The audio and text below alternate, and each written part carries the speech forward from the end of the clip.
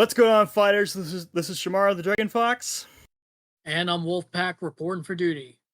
and welcome back to another episode of TNF. We are on, what is it, Wolf? Episode 26 now.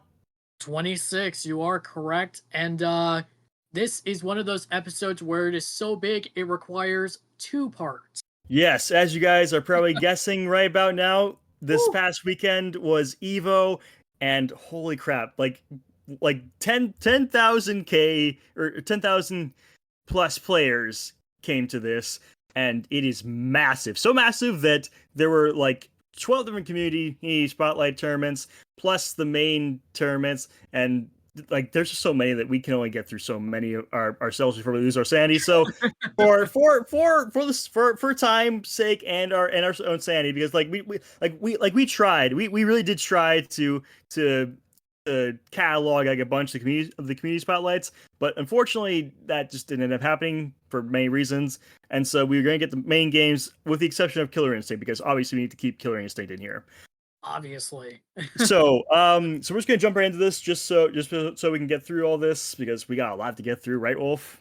Oh yeah, absolutely. On top of all the tournament results we were able to get, we have a shit ton of news as well that we need to share from over the past week, as well as what we learned at EVO. So without further ado, let's dive right into the results. What do we got first? Okay, so first off, we got KOF, which happened on Saturday. So starting in at 8th place, we have Lacid from Korea with a prize of 450 in 8th place. They used the team of, oh gosh, I'm gonna botch these names. I apologize to the fans of the game for this at time, but we got Maiten-kun, Shermie, and Ash. Ooh, That was Lacid's. Okay. That was Lacid's team. Not bad. They won 8th place. In 7th place, also with a $450 prize, we have Mach. Yep. I think it's Mach. I think it's right. Mach. But yes, we have Mach from Japan. And also, and they used Shune, Ila. I think that's how you... Wolf. Why is the S silent on that one?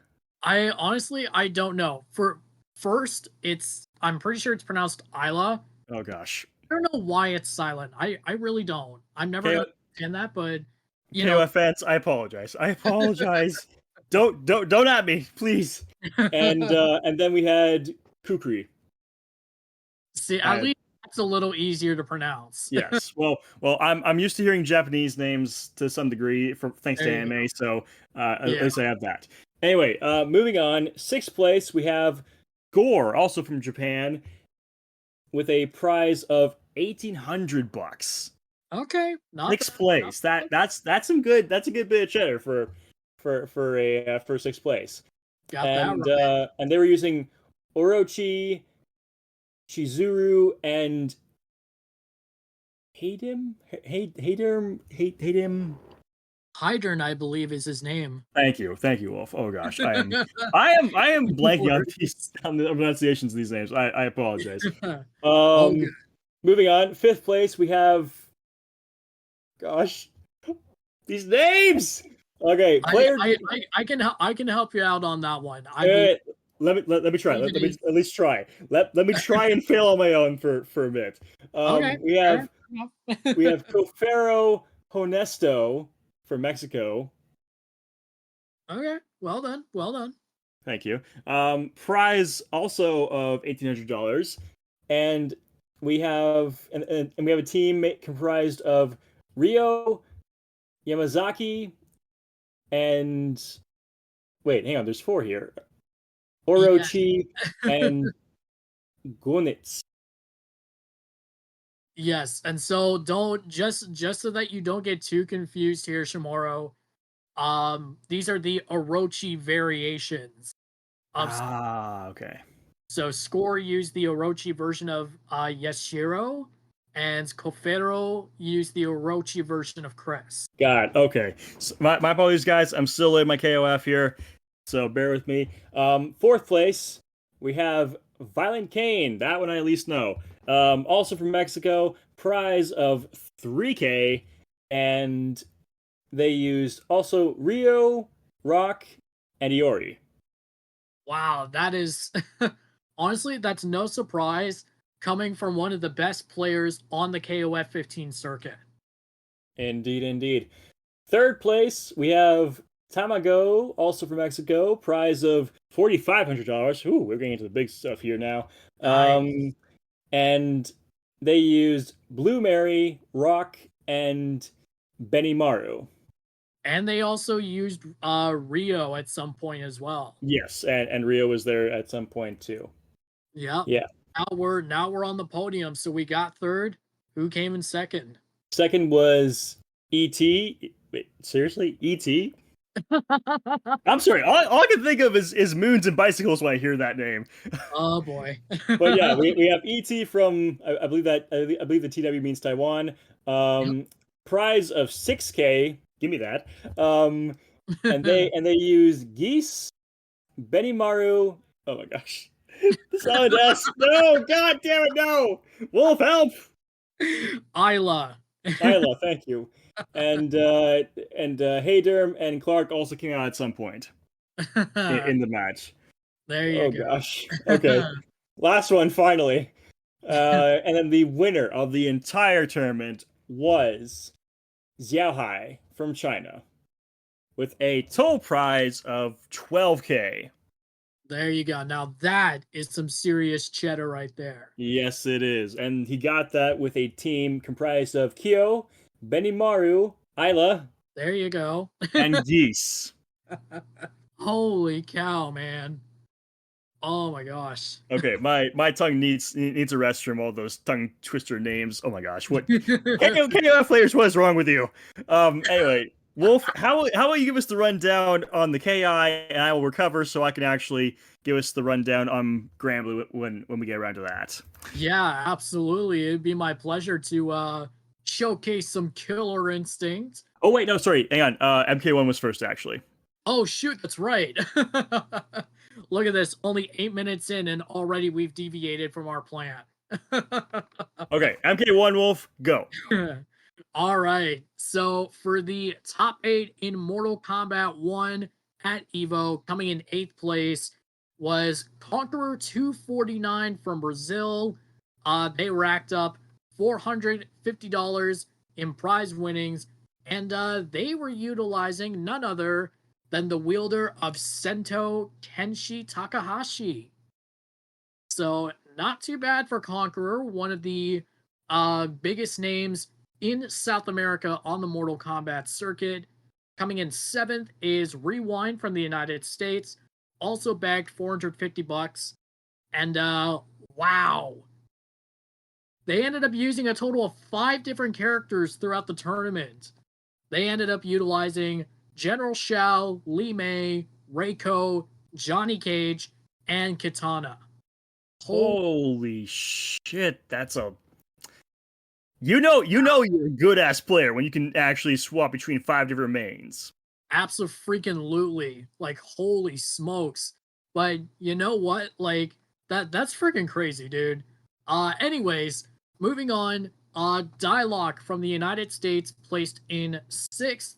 He ended up winning himself $1,800 in prize money, and he was maining General Shao.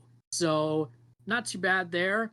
One of the biggest names from Europe, Javier MK, finished in 5th place, also bagging $1,800, and he was using Scorpion. So how about that? Not too bad at all. Nice. Yep.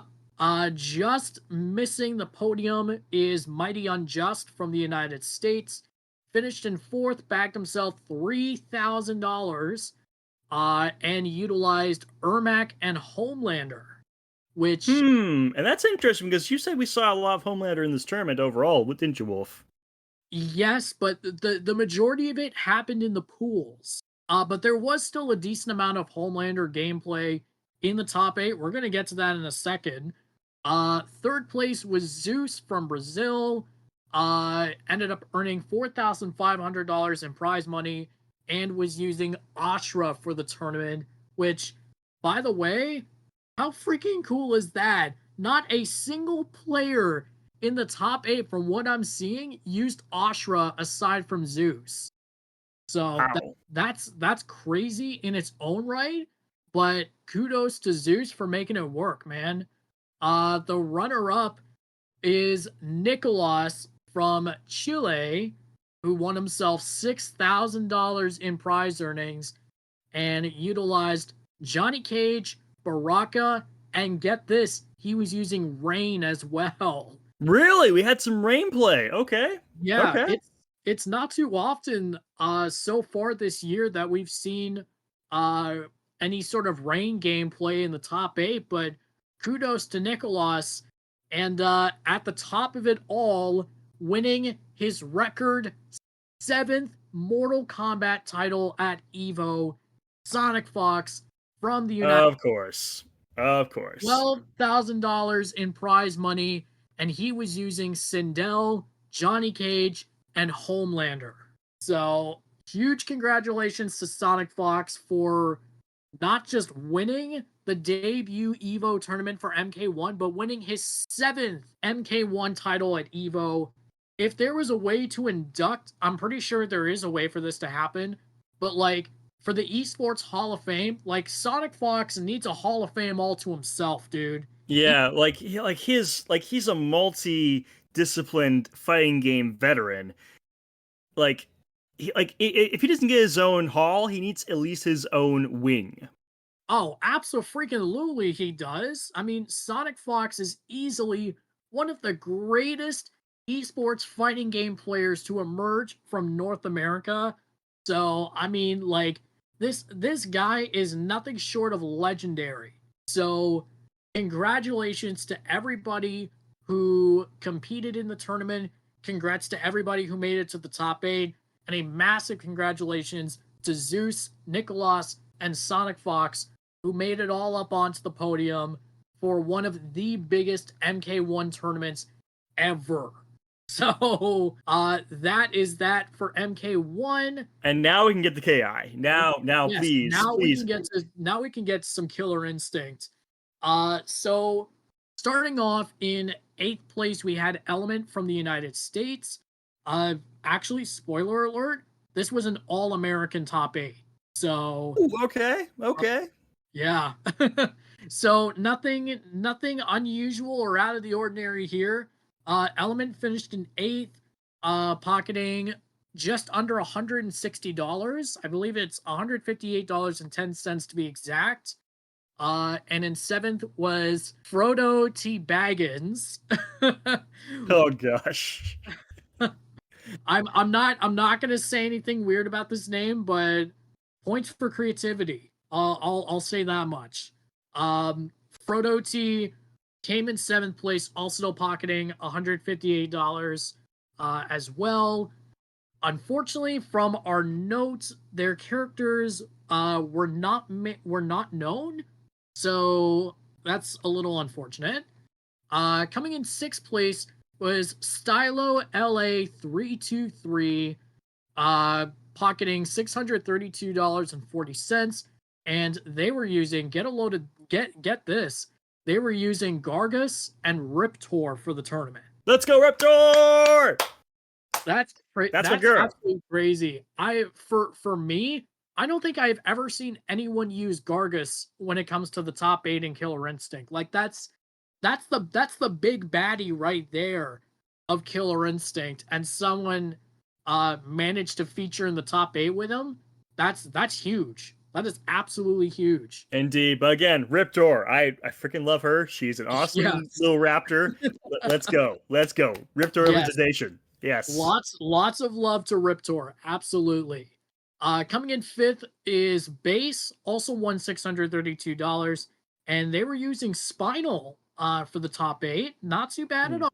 Not bad. Okay.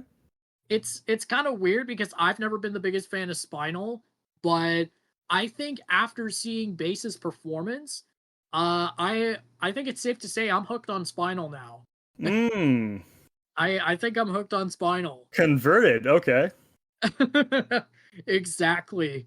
Coming in fourth is Carnitas, who won $1,054 for placing in fourth, and they were using Fulgor and Glacius for the top eight. And I know you, I know you very well here, Shamaro. You do love yourself some Glacius. He's decent. I mean, I played MK 2013 like that one time, but I will say, Glacius was a decent character for me, even though he's a zoner. I think he slaps as a zoner for sure. Well, for well, as far as I'm concerned, he is clearly a favorite of yours, considering you kicked my ass every single time with him. Yeah, but come on, nothing beats Riptor. Nothing beats the Rushdown Dinosaur. Yeah, that's fair. Coming in third is Not Alex V. Not Alex V finished third place, won $1,581, and they were using Rash from Battletoads. As I'm their sorry, what? Yes, believe it or not, Rash made it in as a guest character. Okay. Yeah, and this is coming from a game that released over a decade ago. It was a launch title for the Xbox One, so Hi there, fighters. Editor Pharaoh here, just interrupting for a split second.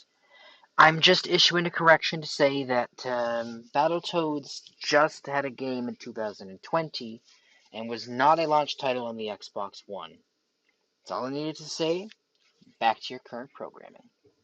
Rash was all like Battletoads was all that was left, I guess, for amphibious guest characters. maybe so. And believe me, when I first started playing KI 2013, I was just as surprised to see Rash in there because at the time I didn't even know who this guy was. I didn't even know who he was. I didn't even know Battletoads was a thing. So definitely just as surprised as you are. But I digress. Moving on, second place was Roman 22S. Ended up winning $2,108, and they were using Saberwolf. Oh, okay. Interesting. They were using Saberwolf, another one of the KI OGs. All right, respects.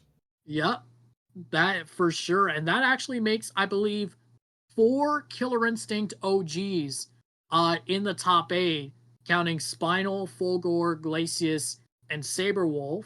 So very, very cool there. And taking the top spot and winning a total of $4,216 is Da Chronicle. And this is very interesting. They used Arya to win the tournament. They used Arya, which, you know what? That is crazy in its own way because Arya, in my eyes, I think is one of the strongest characters in KI 2013. I feel like she is easily one of the most powerful. Solid. So absolutely a wild ride there for Killer Instinct. Really thrilled to see a game like this being showcased on such a massive platform once again. Just honestly, I love it. I will take whatever I can get. Okay, because if we are never, ever, ever going to get another Killer Instinct game, another new one, at the very least, keep on showcasing Killer Instinct 2013 at as many tournaments as possible. Yes, and Microsoft, if you could be so kind, please port it to PlayStation, please. Yes. Yes, please. Oh my gosh.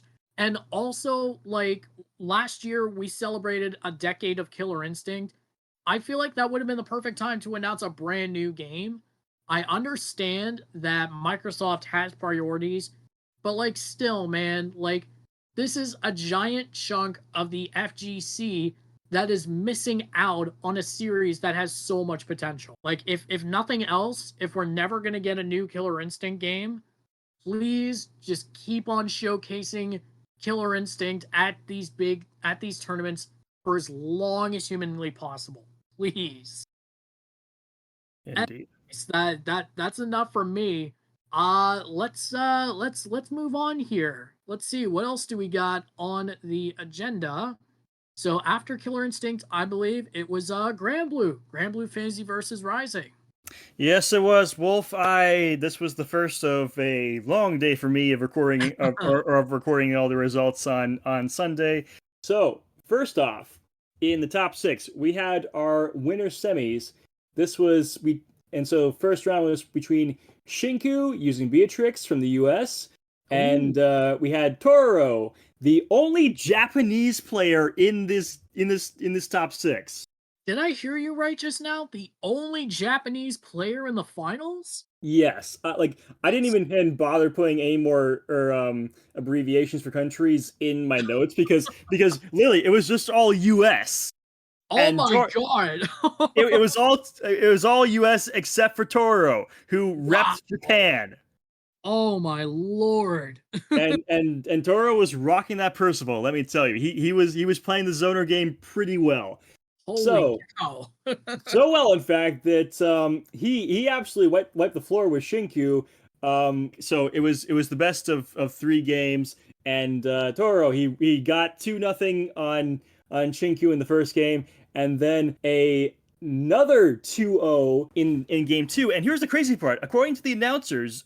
Or the commentators of this tournament, Toro had yet to actually lose a single game. No way. Really? Yes, Holy They smoke. said that. They said that, and he kept on rolling. He kept on rolling. Second round of losers of winner semis, we had Vermilion rocking 2B Oh, let's go. To be in the house, baby. Let's go. versus Aaron DeMack, who was rocking the Bilal. Oh, okay. Okay. Okay. I see you. Yes, and let me tell you, Aaron was on an absolute tear in this first round. He he he Jesus. so game one, Aaron won 2-1, and he even perfect round one. No way. He opened his top six performance with a perfect round, Good God. and then he just totally swept 2-0 in game two. Jeez. Um, so yeah, there was that, and then moving on to the winners finals.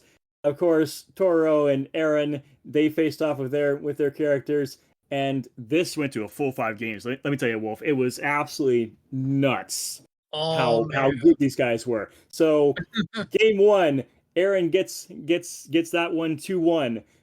Game two, Toro 2-0, and just Toro kicked ass in that round. Like he just awoke in that game. What the Um, frick? and he keeps that streak going with game three, 2-1, and then Aaron comes back with a 2-1 for game four, and then game five, 2-1, and this is crazy. Like Aaron DeMack needs to be stopped at some point because he won this 2-1, and he ended the round three off with another perfect. Bro, oh my The god. man is What? absolutely insane.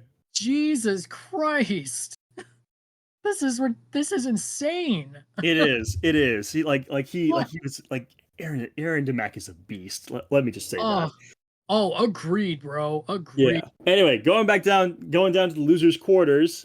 So Shinku with his Beatrix had to fight against Artorias, who was rocking the Siegfried. Oh boy, this And is this went to a full 3 games. Artorias took game one 2-0, but Shinku came back with a 2-1 win for game two.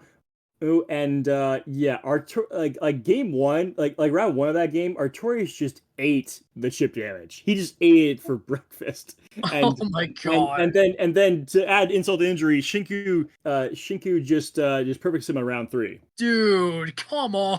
But Artorias comes back to get his revenge in game three with a 2-0 win, knocking Shinku out of the tournament.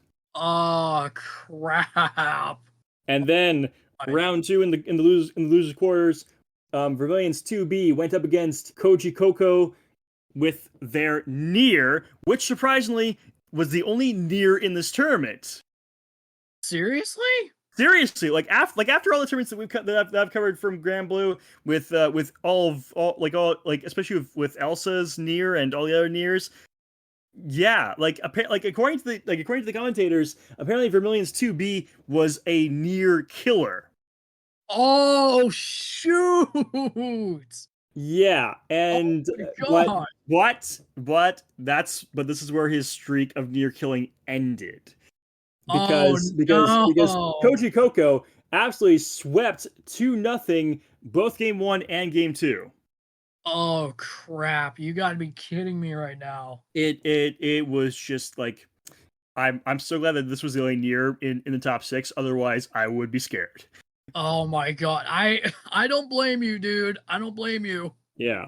And then going on to semis, we had Artorias' Siegfried versus Koji Koko's Nier. And yeah, like I had hope that the Nier would be felled here.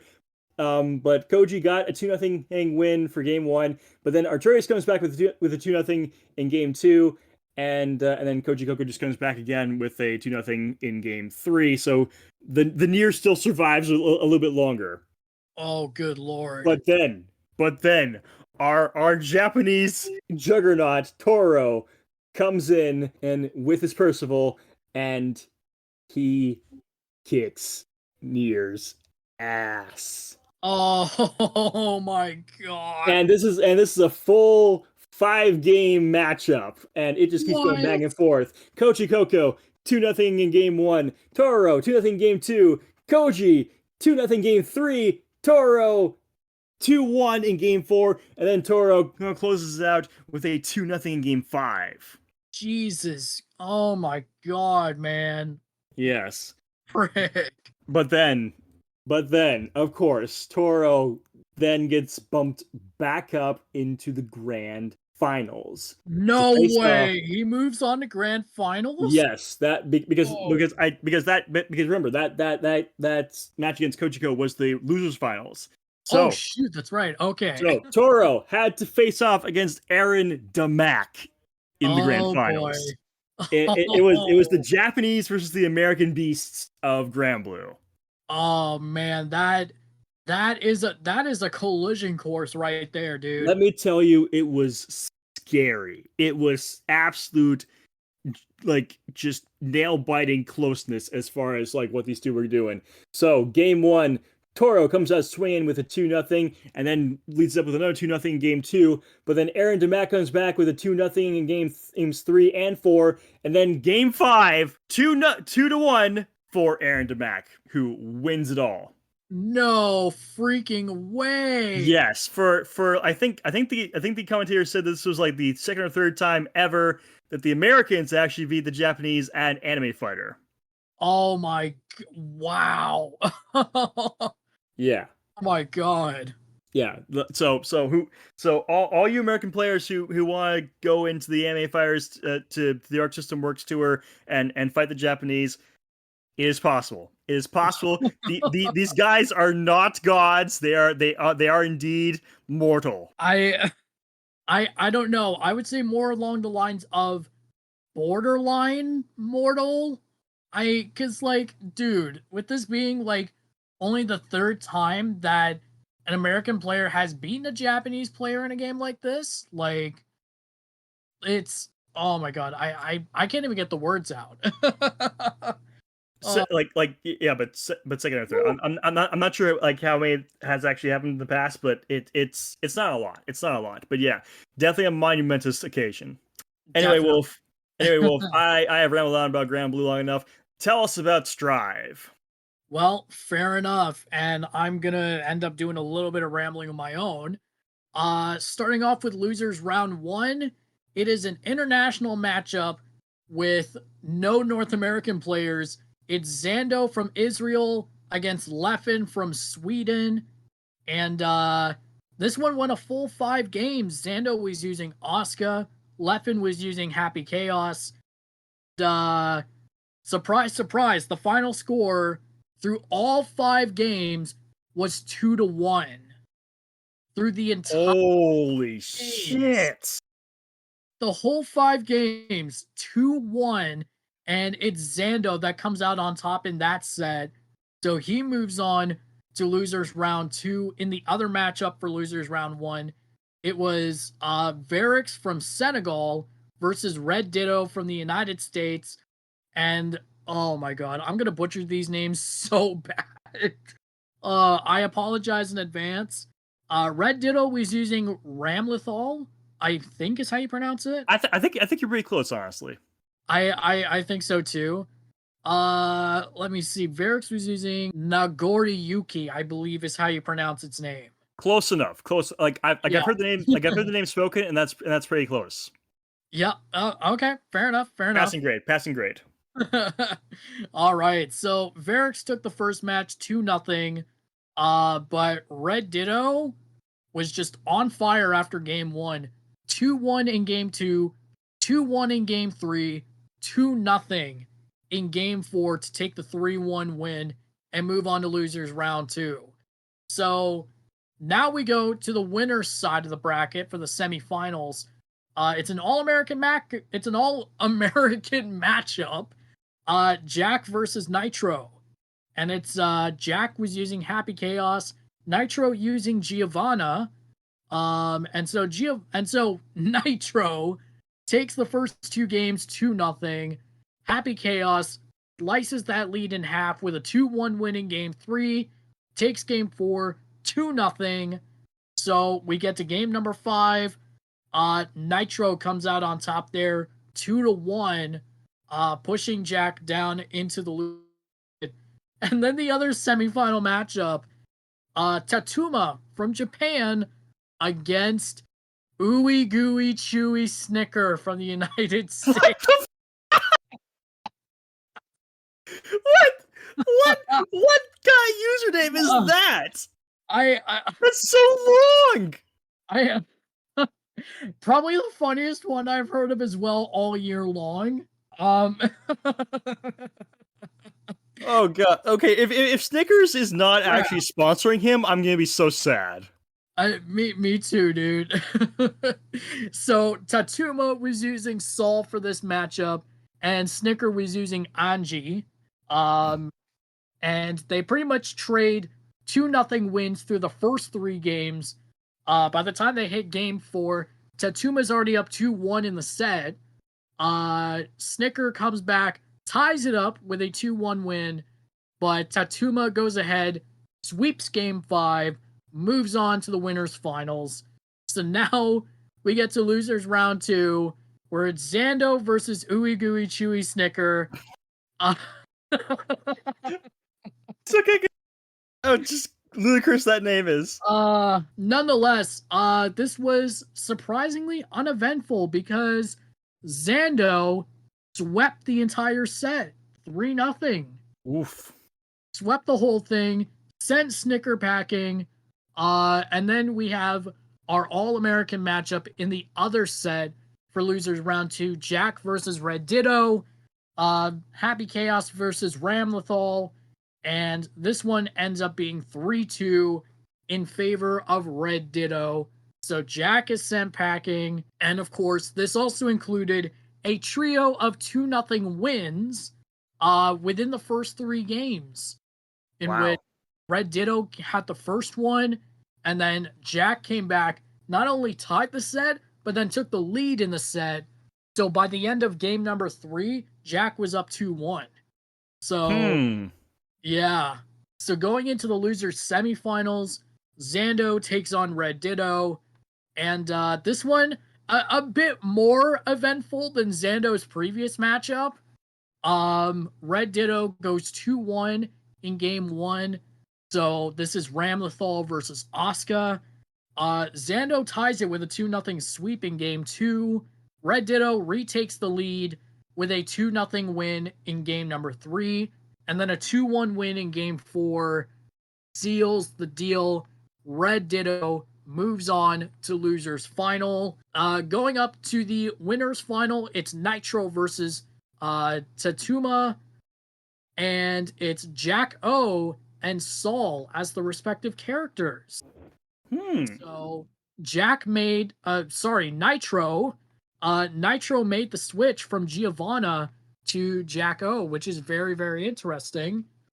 Game 1 went 2-1 in favor of Tatuma, and then game 2 was a 2-0 sweep for Tatuma, already putting Nitro on the brink of elimination, manages to save it with a 2-1 win in Game 3, but it's not enough.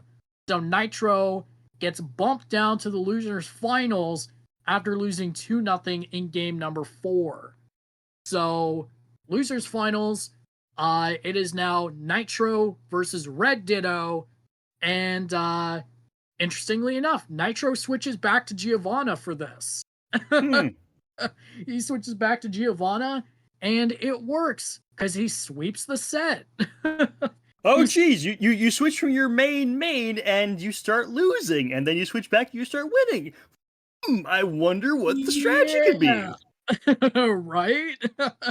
3-0 sweep over Red Ditto, and it is a rematch in grand finals between Nitro and Tatuma. And of course, for the rematch, Nitro goes back to Jacko again. Goes back to God damn it. But it has a different effect because he gets a 3-0 sweep to reset the over Tatuma. I know, what the heck, right? Okay, and then after the reset, what happens? After the reset, Tatuma makes it very, very, very close. He takes game 1 with a 2-0 sweep. Nitro comes back, takes game 2 and game 3, 2-1 and 2-0 respectively. Saul ties it up with a 2-0 sweep in game 4, but it's just not enough as Nitro goes on, gets his redemption against Tatuma. 2-1 is the final score in game 5, and the final score in the set is 3-2 in favor of Nitro. Dang. I know. Dang. Holy hell. So, definitely a very thrilling tournament, as to be expected with a game as iconic as Guilty Gear Strive. Again, congratulations to everyone who made it into the top 8. Big congratulations to Tatuma for putting up a hell of a fight.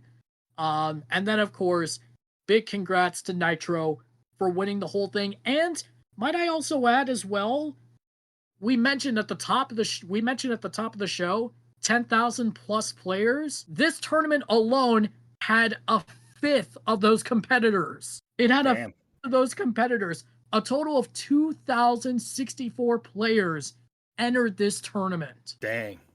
Oh my gosh. Dang.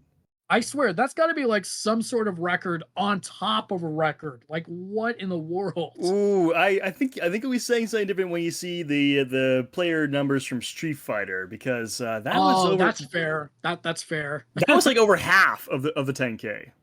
Oh shoot. Yeah. Okay. Well, fair enough. Lead the way, but I believe before Street Fighter, I think we have Tekken. Yes. Yes. My Some game. Okay. Tekken. Let's go. Yes, and it was indeed some good ass Tekken. Some really good high level play throughout this entire tournament. This tournament went on for. It felt like it went on forever, but at the same time, it felt like it was just done in the blink of an eye. So, in our winners semis, we have Keisuke with his trademark Kazuya from Japan versus Atif from Pakistan, and playing the Dragunov game. Oh, and, Dragunov. Here we go. And I gotta say, this entire round was just sad. Keisuke barely had a chance to fight back. Atif swept him 3-0, both game 1 and game 2. And Atif even perfected him in round 1 of game 2. No, oh my god, that is bad disrespect, bro. Yeah, our man Keisuke, who did decently in CEO, he just did absolute ass in the winners semis for EVO, which is just embarrassing if you ask me. Well, true. In the winners semis, round 2 was between the legendary Arslan Ash from Pakistan. And you'll love this, Wolf. He was maining Nina. Oh, there we go. The Nina game. This is what won him the global finals earlier this year. It did indeed. And facing off against him was, from Saudi Arabia, it was Rafe Okay. Rocking the Jin. Oh, let's go, man. Rocking the Jin. Unfortunately, the Double G did not save him because Arslan swept him 3-0 both games. Oh, what? What was Arslan Ash taking notes from Atif or something? Like, what I happened guess there? so. I guess so. I honestly don't know. All I can say is that at least Rafe put a better fight than Keisuke. I will say that. At least he managed to get some hits in. Well, fair enough. Fair enough. Yes, and then that obviously led to a winners finals, Pakistan v Pakistan. Oh boy. We had God. Atis Dragonos versus Arslan Ash's Nina, and this is where things started to get interesting. So game 1, Arslan Ash takes it 3-2. Oh shoot. It was that close. Then game 2, and this was crazy. Atif won that 3-1, but it was a hard fought victory because Arslan Ash actually perfected him in round 1 of that game. Oh crap. But then, crazy enough, Atif just comes back and perfects in round 2 and 4. What? There's no way. He manages to, in one game, double perfect the world champion. What? Oh my! Wow, that is how you make a statement.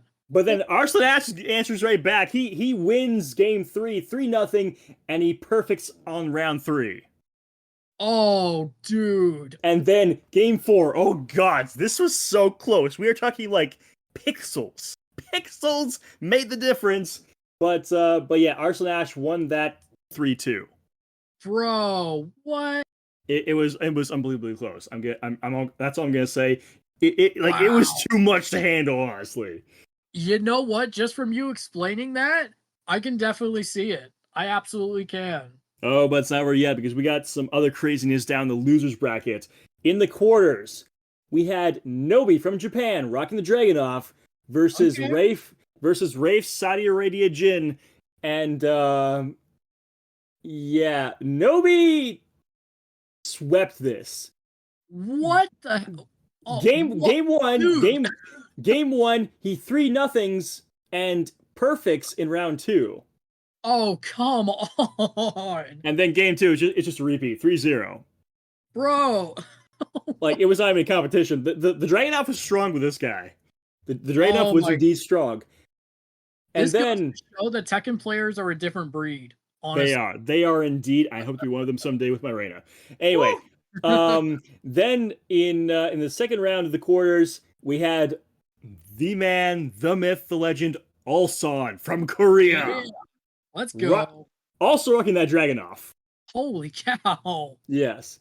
And then he was facing off against Keisuke's Kazuya, and surprisingly, Keisuke actually did a little bit better in this matchup. Game 1, he won 3-2, and it was a crazy comeback. Like seriously, like Ulsan had 2 rounds up on him to start, and then Keisuke just wakes up and then comes back with 3 rounds in a row to eke out a win. It was honestly crazy to watch. But unfortunately, his victory was short-lived because game 2, Ulsan nailed him 3-0, and then again in game 3, 3-2. Oh my god, what? I know, it was such an epic comeback for Keisuke in that first game, and then he just kind of dropped it. Oh man, that is sad. I know, and it is so sad because like he got his Kazuya all dressed up in his white suit and everything. Right? Like, come on, dude. Yeah. Anyway, moving on to the semis. Nobody's Dragunov had to face Ulsan, but for this one, Ulsan actually switched it up. He didn't want a mirror match. Oh shoot! Who did he go for here? Man after my own heart, he switched to Reina. Oh my god! The Purple Lightning herself. Sadly, sadly, the Purple Lightning was not strong enough. Oh shoot! Nobi won game. Okay, so here's the thing. Nobi won game 1, 3-2, but it was hard fought. Also, not even perfect sim in round 3. Oh crap. Okay. Yes. Unfortunately, then game 2 was just a 3-0 sweep in Nobi's favor. Oh crap. My dreams of Arena winning a tournament died that day. Man, that's oh god. Yes. Oh, Of man. course, that means then we had for the losers finals, we had a Dragunov. We finally got our Dragunov mirror match between Oh Atif my, and Nobi. what? Dragunov mirror? Oh boy. Yeah, let me tell you, it was tough to keep up with this since we had 2 Dragunovs on the field. It was absolutely insane, but it was kind of one-sided. Atif swept 3-0 games 1, 2, and 3. What? A perfect sweep? Are you Yep. What? Perfect sweep. 3-0 all 3 games. How is that even possible? What? Oh my god. I don't know what to say to that. How? Oh my god. Oh god. So then that means that sets up a rematch for the winners finals. Indeed, Arslan Ash's What? Nina versus Atif's Dragunov. Oh my gosh. This grand finals was absolutely, unapologetically nuts. Oh god. Like it was young blood versus old blood here, and it showed. Oh, yeah. Like game Whoa. 1, we had Atif coming in swinging with a 3-1 win. Oh wow. But then game 2, we had Right. Arslan Ash coming back in with a 3-1 win of his own. Oh, there we go. There we And go. then, here's the thing. Game 3, Ash takes it 3-0. But here's the crazy thing. In round 2 of that game, they went down to mere pixels of health, and the timer got down to 1 second. No, are you kidding me? What? Ash just barely eked out a win before the timer went to 0. On the verge of a double KO? Are you kidding me? What? Pretty much, yeah. Jesus. It was definitely a tone setter for the rest of the games, because game 4, Atif comes back with a 3-0 win, and here's the thing though, his victory for that was thanks to his switch out in characters. Wait, what? This dude, he switched from Dragunov? Yes, in round 4, in game 4, he switched out to Feng. Oh, boy. And he just swept 3-0 in that game.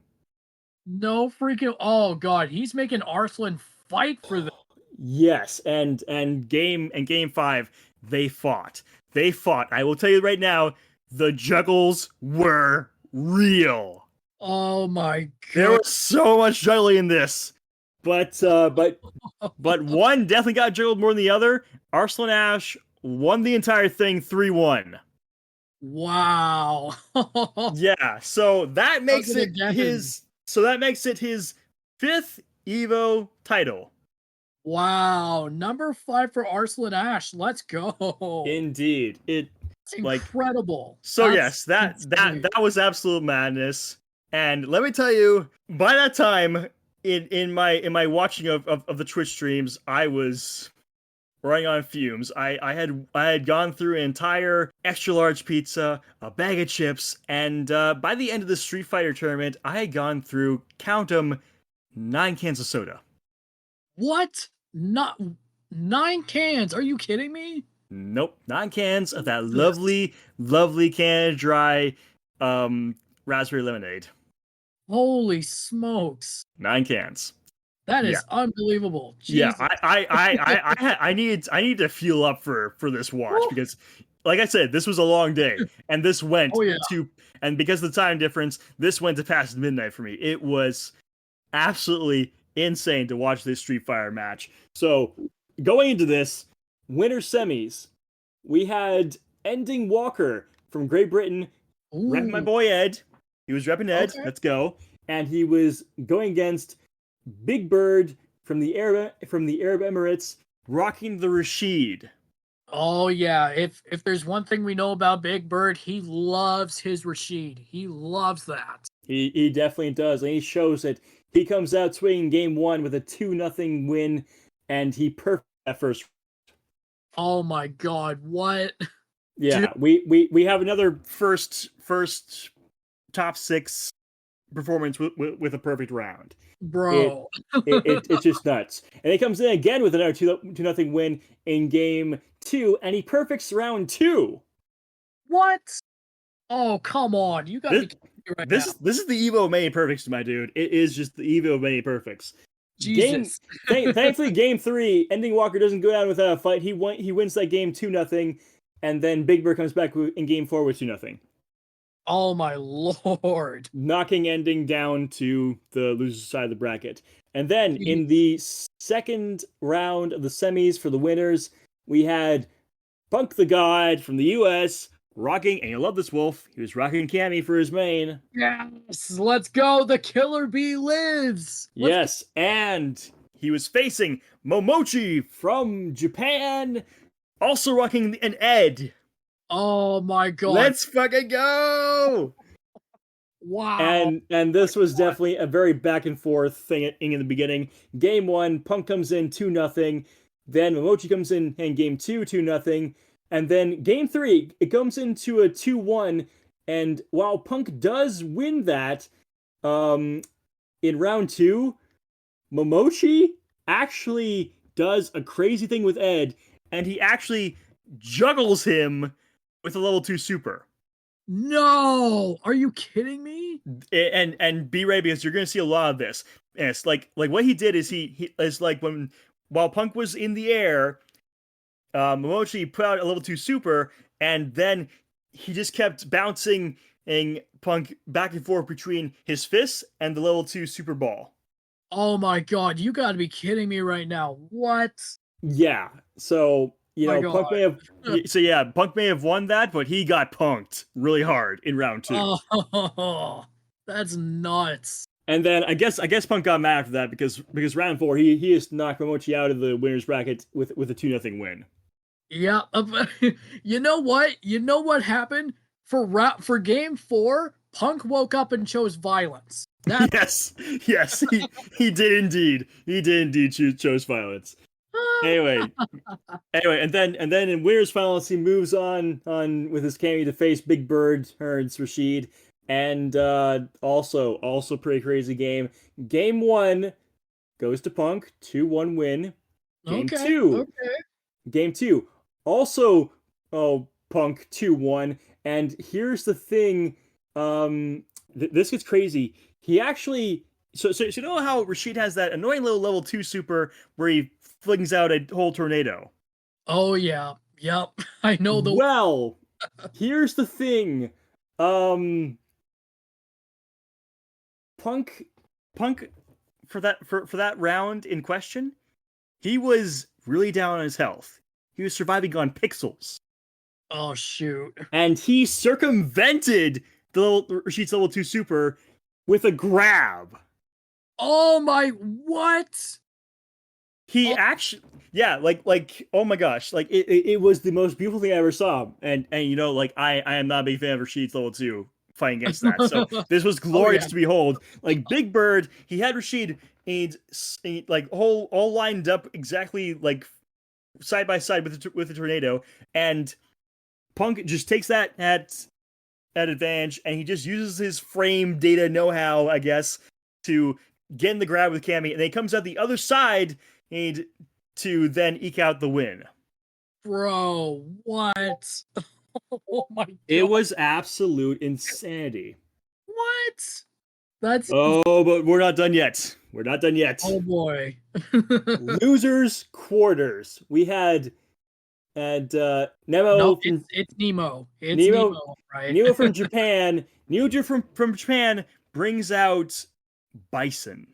Oh, Bison! Oh my god! He brings out Bison against Momochi's Ed. Wait, what? What?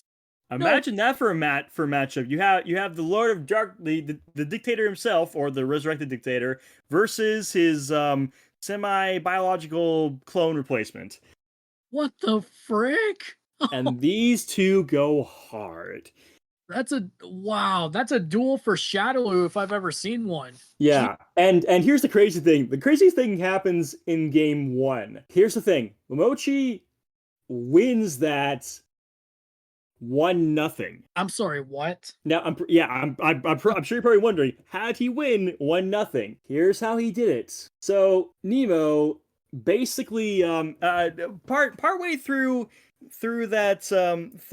the round, his fight stick stopped working. Oh no! So he lost through technical difficulties. And here's the thing. It was crazy because we were actually waiting about 15-20 minutes for him to find a replacement fight stick. Oh my god! Because like here's the thing, dude was offering a couple fight sticks, but he was like, nah, I'm not feeling those. So he actually walked off stage. Bro walks stage to find himself a working fight stick. He legit walks off stage, and here's the thing, he just walks off stage, and he gets a controller that he liked. And this was crazy. Like this was one of those crazy custom ones with like the massive amount of buttons. Like it was just nothing but buttons on top. Yeah, those ones are neat. But even with that one doesn't work. What? It doesn't work. And then the funny thing is, he gets another one that he likes. But here's the really blasphemous thing. It has a Tekken skin on it. What? Bro tries fighting his battles with a Tekken themed fight stick. What? I mean, don't get me wrong, the Tekken themed fight sticks look fucking gorgeous, but like, but you're bringing that to a Street Fighter. For a Street Fighter tournament? I mean, I understand, go with whatever you can find, but like that is an oddity for sure. Indeed, but sadly, all that hunting does not save him, because Momochi comes in game 2 2-0. And let me tell you, in round 2, he also juggles. Or actually, but here's the thing. Nemo with his with his Bison. With Bison. actually manages to juggle Momochi with the level 2 super. What the frick? Actually, sorry, no, I'm getting my notes mixed up here. Sorry, it was Momochi juggling Nemo with his Ed level 2 super. There we go. Yes, that makes more sense. And then game 3, Momochi just massacres Nemo 2-0. Like absolutely massacres. You have no idea how badly Nemo lost in this. Oh my God. It was just painful to watch. What in the oh my god. I mean it's good that Mochi won, but I mean for part of that to have happened because of technical difficulties, like I mean, come on, man. I'm sad, man. It was sad. It was sad. Like I would never wish that upon anybody, not even my own worst enemy. I know, especially since he went through 2 fight sticks before he found one that actually worked. Like that's just unfortunate. Like, oh man, I mean, things like this happen, and sometimes you just gotta, roll with it and accept the fact that it happened. But yeah, but I honestly, I think someone lose because of that. Yeah, I think honestly, I think losing his original fight stick just kind of took his mojo with it. You know what? I wouldn't be surprised if that was the case. Yeah, and then I have mixed feelings about this next quarterfinals match, because ending Walker from Great Britain with his Ed had to face Zen with his DJ. And here's the thing. The commentators weren't actually sure about where Zen's loyalties were, because he's originally from China, but he's in Canada right now for school. Oh, this is interesting. Okay. Yeah, so we weren't really too sure where he was representing, whether he was representing his old hometown in China, or whether he was representing the new town in Canada. So yeah, interesting. Okay, and even more confusing when they did the abbreviations for the countries, they put both CA and CN. Oh wow, so they did both. Okay, kind of, sort of, like they kind of alternate between them. So it's honestly unsure where Zen's loyalties lived, but he's in Canada, so I'm happy to root for him either way. Yeah, me too, man. Holy cow. but yeah, he does not do well, because Walker pulls out so many perfect parries in this match. Oh my god. So many perfect parries. Like it was nuts to see how many parries that he pulled out that were just perfectly executed. So much so, Walker won game 1 and game 2, 2-1. Are you serious? Yep, I'm serious. Zen What? does eke out a win 2-1 in game 3, but then Walker comes back in game 4 with a 2-0 win. So Zen gets absolutely kicked out of the tournament. Jesus. Oh my god. Which brings us to the semifinals or in the loser bracket where we had Walker's Ed versus Momochi's Ed. Oh, we got an Ed mirror. Here we go. And here's even more perfect. When they did the randomization for the stages, it took them to the boxing ring. Oh my, how fitting. How fitting. I know. For an Ed And mirror match. it was crazy. But here's the thing. It was a match of the Eds, but it was also a match of fighting styles with Ed. One of them was definitely more aggressive, one was definitely a little more defensive. So going into this, Walker comes down game 1 with a 2-1 win, but then Mochi comes back with a 2-1 win in game 2, and he perfects round 2. And in round 3, so you know how I told you that that the Ed players have been juggling their opponents with their level 2 supers. Yes, that's correct. So in round 3 of game 2, Momochi actually does that twice. Twice in the same round? Twice. He absolutely juggles Walker twice in a single round with his level 2 super. Bro. It was absolute madness. Yeah, like there are no words. There are no words whatsoever. That's crazy, dude. Yeah. And then Mochi comes in again in game 3 with a 2-1 win, but then Walker comes back again with a 2-0 win, and then it comes down to game 5. Game 5 of the semis. And here's the crazy thing.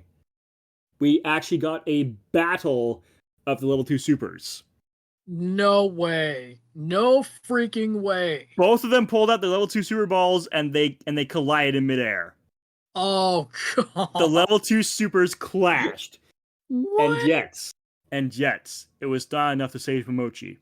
Walker ended up winning game 5 2-0. Wow. Oh my gosh. How freaking crazy is that? What in the world? It was crazy. And then, on to the losers finals, we had Big Bird Rashid versus Walker's Ed. Oh crap. Here we go. And the craziness just keeps on coming around. Game 1, and Walker gets it 2-0.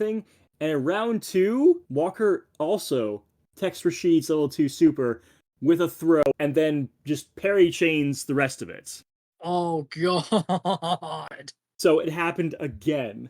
Holy smokes. And yeah, I think Big Bird just wasn't having it after that because he then shows violence and then won. He won game 2 with a 2-1, game 3 with a 2-0, and then game 4 he won with a 2-1. But I will say Walker again powers through a level 2 super to win that second round. Holy. Good going. Yeah. So Big Bird had to really dig into his inner Rashid here. My god.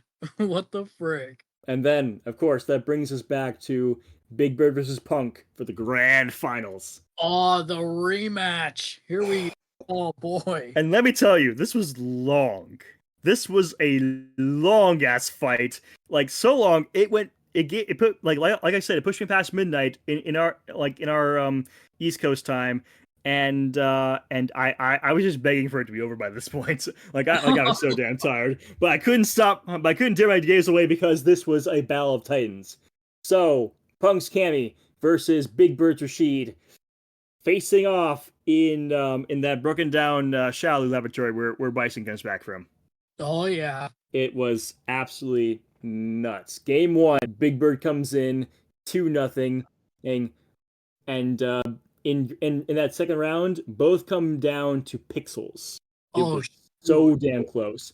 And then Big Bird comes in again, game 2 and game 3, 2-1 wins. Oh my lord. Which as you know brings us to a bracket reset. Yep, that's right. So after the reset, Punk he levels up a bit. He knows he's in trouble, so he powers up in game one with a 2-0 win, and yeah, here's the crazy thing: another Rashid level 2 super circumvention. Oh my Now god. here's the thing. He uses Cammy's level 1 super to circumvent it. Oh shoot! Oh my god! I almost forgot you could actually do that. And then here's the thing.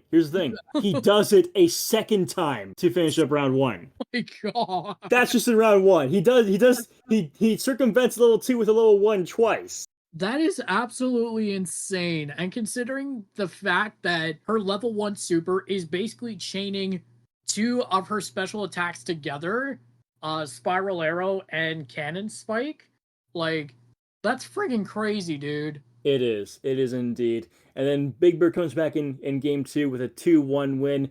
But Punk does manage to perfect him on round 1. And but then Big Bird actually comes back with a revenge perfect in round 2. Oh boy. And then Big Bird just ekes out the win for that third round. And then we go to game 3. Punk wins that 2-1. Game 4, Big Bird comes back with a 2-0 win. And oh my gosh. Game 5 was absolutely insane. They were down to the wire. They knew they had barely anything left to give, but they kept giving it. So, round 1, it goes. But then round 2, Big Bird perfects. Oh, shoot. But then Punk comes all the way back and beats him for a Game 5 2-1 win. So, yes, Punk is now an EVO Street Fighter 6 champion. Let's friggin' go, and while using Cammy as well. Indeed. I know you're jumping from joy on your end there, Wolf, because I know you love Cammy. Let's friggin' go, man. Let's go. all my ads. They couldn't stop him. Nope. So yes. Doesn't matter how much psycho power you have, nothing's gonna stop the killer bee from surviving. That's for sure. Indeed. Wow. Good. Anyway, that's gonna end it off for our part 1. So this was all the EVO tournament and final stuff. So don't go away. Like part 2 should be out hopefully at the same time as part 1, so you can go in and watch us review all the EVO announcements plus some news that we had from this past week. So Stay tuned from that. So we'll see you in part 2, everyone. Yep. We'll see you soon.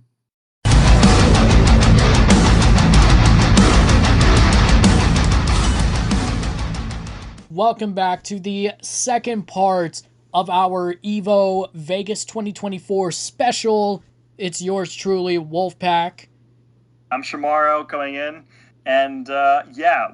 So if you thought the tournament news was packed, we got a whole bunch of just general news to get out of the way. Damn right. And while we're still on the topic of EVO, it was announced this weekend that an extra event has been added to the 2025 schedule. EVO is taking over France. How exciting is that, man? We're going to France for EVO. Let's go. Like finally Europe gets a slice of the EVO cake. Like Japan and the US have dominated the EVO scene for years, but now like Europe finally gets a country in that mix up too. So yep, and it gets even better because they also announced that for 2026 there will also be an EVO event being held in Singapore. Dang. I know, right? That is just absolutely crazy. So from what we know, for next year, 2025, there will be an EVO event in Los Angeles in February. Then there will be EVO Tokyo, and then EVO Las Vegas. And then after the Vegas event, then that is where the EVO France event is going to take place. As far as 2026, we only know that the Singapore event is confirmed. But just, man, EVO making waves like no other tournament can. It is absolutely crazy, and I am looking forward to seeing just how intense everything gets over on the other side of the world. It's going to be interesting to see how the European crowds are going to match the intensity from the Japanese and the North American crowds. I mean, France already has a decent fighting game community, so I think we'll see a good amount of energy from them. Very true. But then also Singapore, that's the wild card for 2026. So, I mean, who knows, man? We'll just have to wait and see what happens. Anyway, on to the announcements from EVO, the game-centric announcements. So, excuse me. Well, if you don't mind, I'm gonna just jump right into Grand Blue. Yeah, do Grand it, Blue Fantasy versus Rising. There was a lot here that they revealed. There was so much. They gave us not one but two new characters to look forward to, and plus like a whole bunch of other features in the 1.50 update coming out in later this year. So first off, the character reveals. Yes. We had the oh my gosh, this is just too crazy. So yeah, 1.50 update coming out August 20th, and then we have the character reveals for Versusia, who is going to be joining the roster on August 20th, same day that the version 1.50 update goes live. And dear God, she looks so awesome. She does. She really, really does. Holy cow. Definitely a pressure zoner. I'm absolutely loving her. I know I'm a Rushdown guy, but I am definitely going to try her out because I'm pretty sure I saw Dragon Anatomy with her. Well, that's all the more incentive. And then, thankfully, Spellshift didn't botch this next name. We got Vikala, also revealed in the trailer, coming out in October sometime. We don't know the exact date, but sometime in October. Yep. And then, of course, after that, we got a tiny little teaser telling us that apparently Season 2 content is already in the works. Yep. So we have that to look forward to next year. Exactly. And we actually already know one of the names of some of the characters. We already know the name of one of them, Sandalphon, who is going to be joining the roster when the character pass for Season 2 goes live for Grand Blue Fantasy versus Rising. So technically, that's actually 3 character reveals. Somewhat. I digress, though. But, yeah, lots of great stuff heading our way for Grand Blue. The version 1.50 update. Versusia joining the roster. Vikala arriving later on this year in October. Yeah, lots to look forward to. Yeah, Season 1, it's wrapping up, but it's got so much more to give. Anyway, Wolf, I'm going to let you take over with the interesting news that came out for Strive. Yes. So 4 more characters are coming to Guilty Gear Strive, but none of the reveals were as entertaining as our guest DLC character, none other than Lucy from Cyberpunk Edge Runners. She is going to be joining Guilty Gear Strive. Holy man, smokes. Season 4 is not playing around here. And here's the thing, I never thought that Cyberpunk would actually get into a fighting game, but this actually makes so much sense. It really does, because, I mean, Guilty Gear Strive, this is one of the most iconic anime fighters in history, and Cyberpunk Edge Runners brought in a ton of money too, especially considering it was a Netflix exclusive anime. So, I mean, going hand in hand, like, this is perfect. Absolutely perfect. I don't think they could have chosen a better character from Edge Runners to join the Strive roster than Lucy. I mean, Rebecca probably was a close second. Yeah, probably. And then David was likely third. But yeah, still, Lucy coming in from Edge Runners, this is going to spice things up big time. And, you know what? Once I finally do wind up playing Strive, chances are she's probably going to be one of the first characters I try when she comes out. Yeah, and speaking of returning characters and new characters and just character awesomeness in general, we have the Tekken 8 news. Oh my god. Okay, so first and foremost. First and foremost, the Lydia news. Lydia, Yes. by the time this part comes out, she should be available for everyone. She comes out early access on the 22nd and fully on the 25th. Yes. So Lydia, at the time of recording, this is on the 23rd. She is already available for those with early access. I tried her out for a little bit today, and oh my god, she is just as much fun, if not more fun, than her Tekken 7 incarnation. Good god. Freaking awesome. And she also has a few special intros too. With the likes of Jin, Kazuya, a couple of others, but yeah, there's a reason why she's the warrior prime minister. So you don't want to cross her. Honestly, I cannot wait to try playing as her. I've been waiting for her for so long. I'm definitely going to be lapping the heck out of her in the near future. But that pales in comparison to the other. Yes, that is. I mean. First off, we have great in-game merch coming to Tekken 8. We have Chipotle merch and even some Nike shoes for your characters to wear. Yes, it's actually really freaking crazy that we're getting real-world merchandise in a fictional video game. Like, dude, that's freaking awesome. I mean, to be fair, Street Fighter 6 did do a Chipotle collaboration, I think maybe a week or two post-launch, but from what we saw at EVO, Tekken did it better. Tekken definitely did it better by a long shot. Sorry, Capcom, but Bandai beat you to the punch with that.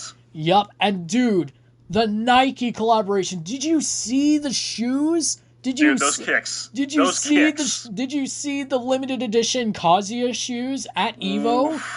Dude, they were even signed by Harada himself. I know, 500 pairs, limited edition signed.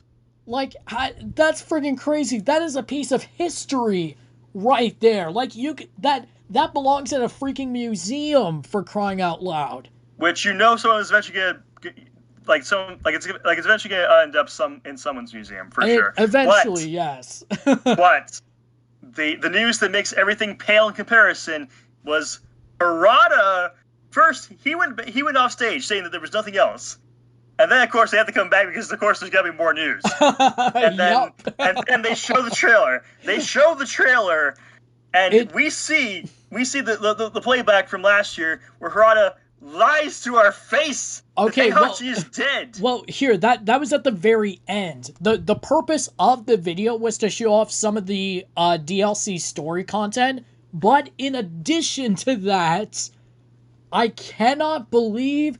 I don't think anybody can still fathom that this actually happened, but the king of Iron Fist himself is coming back once again. Heihachi Mishima is the Autumn DLC character for Tekken 8. The frick? I honestly started to lose hope. Like, I thought that he was actually dead as of the end of T7. Honestly, I thought he was actually dead. T7 made it look so convincing. Kazuya with a heart-stopping punch and then into a volcano himself. Friggin' tossed him into a volcano? Like, dude.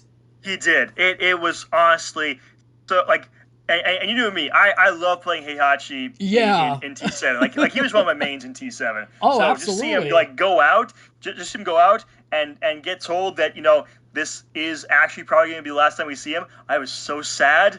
And I had lost all hope, but oh my gosh, the fact that we were lied to for a whole year, and Heihachi makes his triumphant return in T8. Dude, and here's the thing too. What's so weird about this, Heihachi doesn't even look like he just got his heart stopped by a punch and then thrown into a friggin' volcano. This dude looks exactly the same.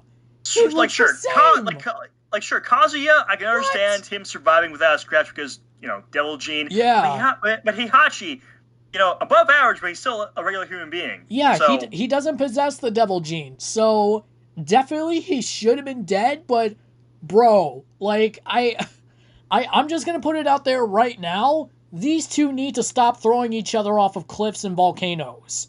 Indeed. They need to stop this is because clearly it is not working. This is just a family Thanksgiving tradition at this point, in my mind. Like, just stop the cycle. Stop the cycle of violence, please. Stop the cycle of cliff throwing, please. Well, in addition, this makes things even more interesting because now we know, now we've learned that Reina is Heihachi's secret second child. So now, when they actually reveal in-game who Reina really is, when they, like, verbally confirm it, or, no, they already did that, actually, but still, like, dude, when Heihachi eventually comes face-to-face with Reina, dude, shit is going to hit the fucking fan. Yeah, this, like, honestly, like this family tree, dude. This family tree. I know, it's so weird. It's gonna make things even weirder because you've got Jin, you've got keeps Kazuya, growing, and family members just refuse to die. Right? Like, you have Jin, you've got Kazuya, you've got Jun, you've got Asuka, you've got Reina, and you have Heihachi. They're all in the same game. All you're missing now is the return of Kazumi and Jinpachi.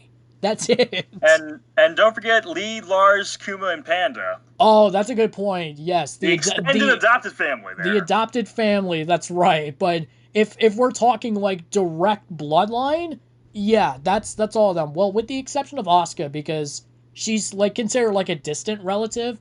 We don't really know what her, what she actually is in the family. If she's, a cousin, third cousin, or twice removed, whatever. Maybe, but yeah. Oh my god! And did you hear the crowd? Did you hear the crowd reaction? Dude, they were popping off. They were popping off at Heihachi making his triumphant return, like walking out of that mist. It was glorious. Dude, it was reveal. Dude, when I saw the mustache, I was like, surely there's no way. But then they showed the scar on his chest, and I'm like, what the fuck is happening? Like, dude, yeah. I didn't want to believe it, but you know what? You got no choice but to believe it. The OG King of Iron Fist is coming back, and oh my god, this is, oh god, I can't even put it into words. Dude, I'm right there with you. Just all we can say is Heihachi, the golden boy of Tekken, he's back. He's back. It's been more than 48 hours, and I still can't fathom the fact that this actually happened.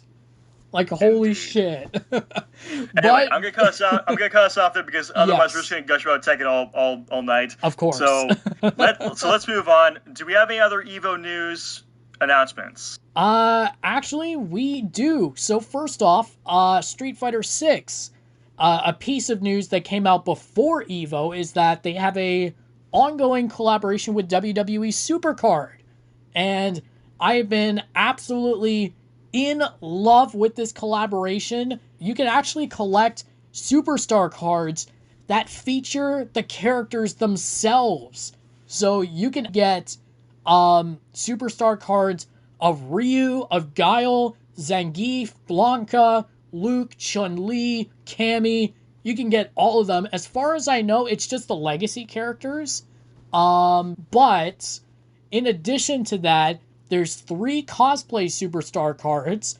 Zelina Vega cosplaying as Juri, Rey Mysterio cosplaying as Ryu, and Xavier Woods of the New Day cosplaying as Ken Masters.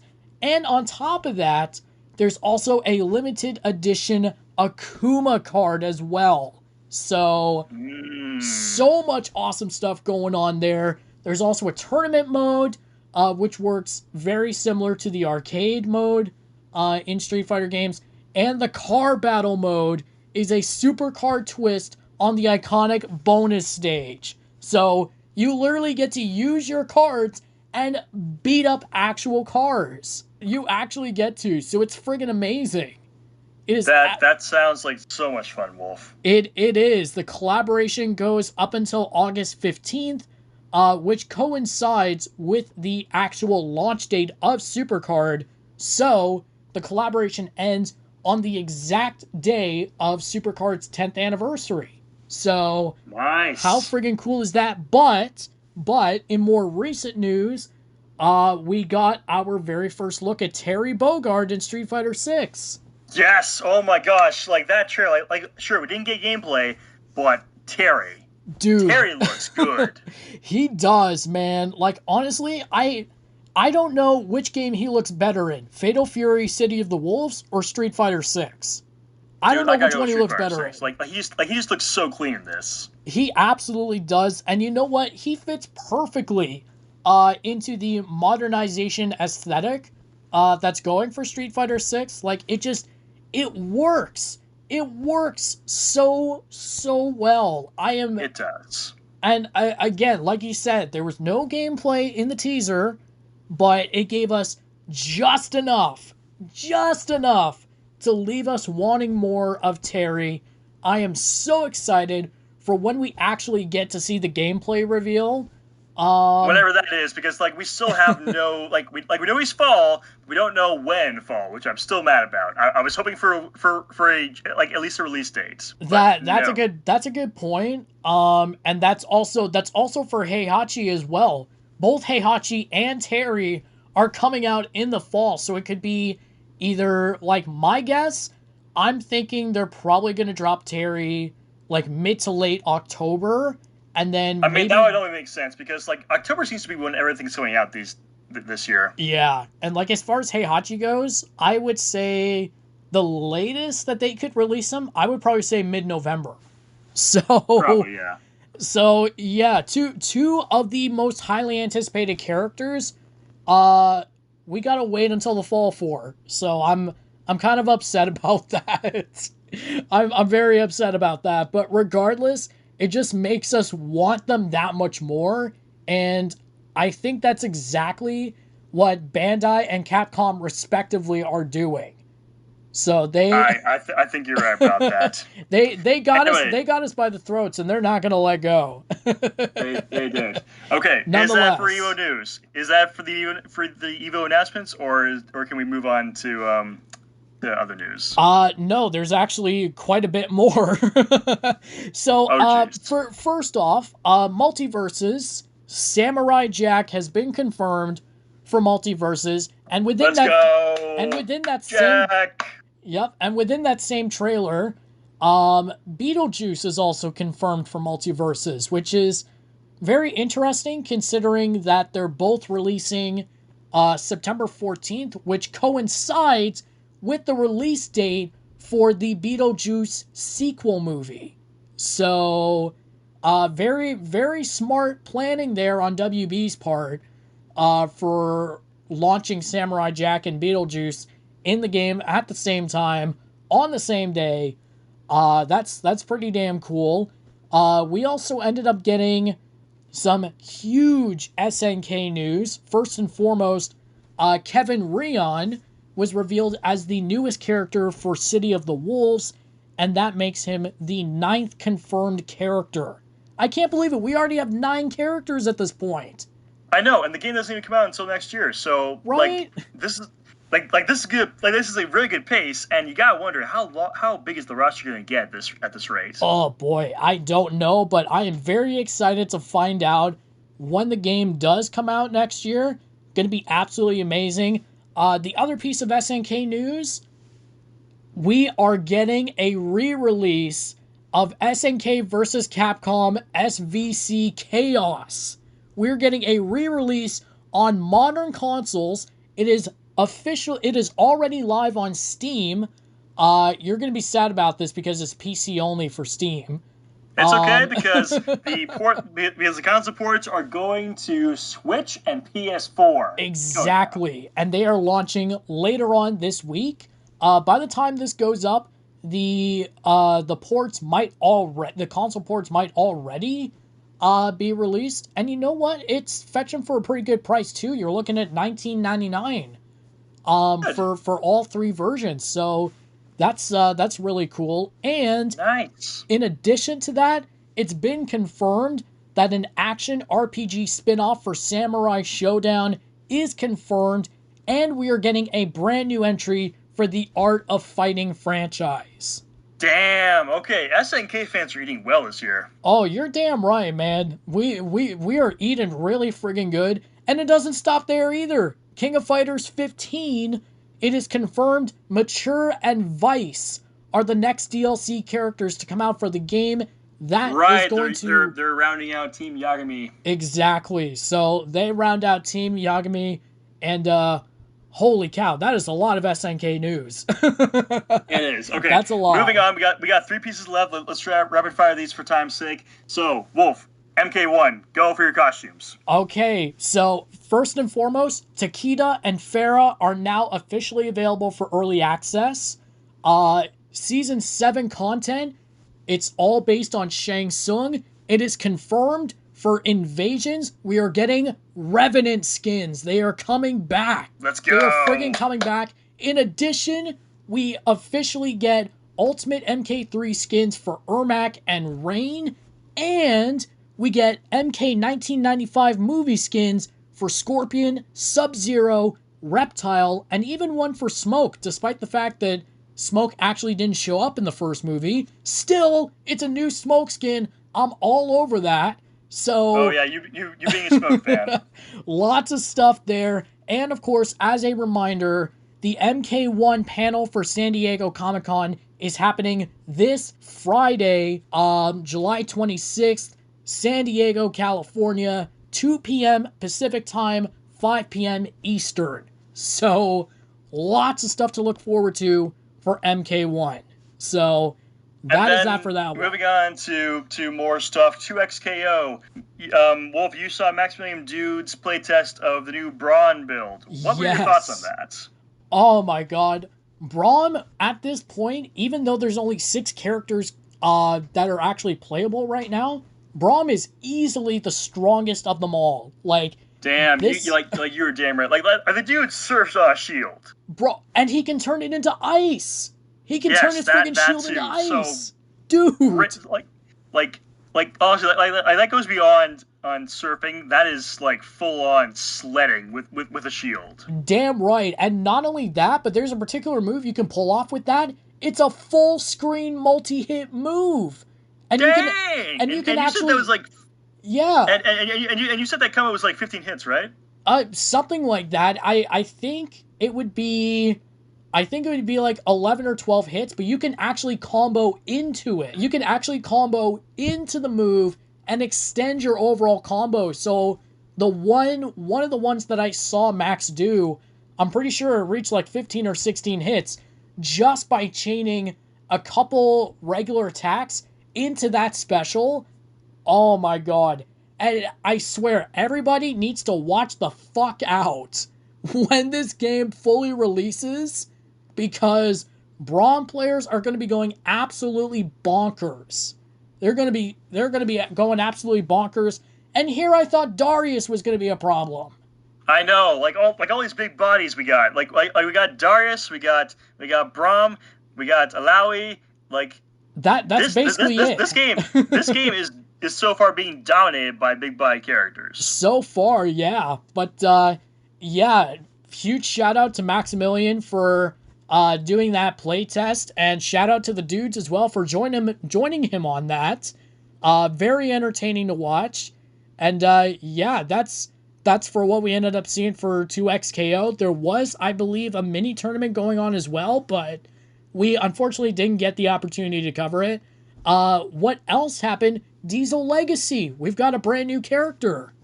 Ooh, do tell. We have a new character. Her name is Damkina. And how you spell that is Damkina. And she's like an upper class individual. So very bourgeoisie kind of thing. Honestly, you can't have steampunk without the bourgeois. Exactly. And she actually looks kind of promising. In the reveal trailer that was posted, one of her attacks is actually where she actually gets pissed off and she attacks you with her wine glass. Dude, how did I know? How did I know that she was gonna be a wine person? I don't freaking know, but for whatever reason, this move just seems to be the one that sticks out for me the most because she gets pissed. There's like this brief flaming aura around her, and she's whacking you in the head with a friggin' wine glass. I'm pretty sure she actually showers you in that wine beforehand. So, add insult to injury, or injury to insult, I should say. So you get drunk and then you get stabbed. That's pretty. That's just salting the wound right there. Well, not exactly drunk. She's dumping the wine on you. She's not like force feeding you the wine or anything. No, but some of that wine's going in her opponent's mouth, though. Yeah, that's true.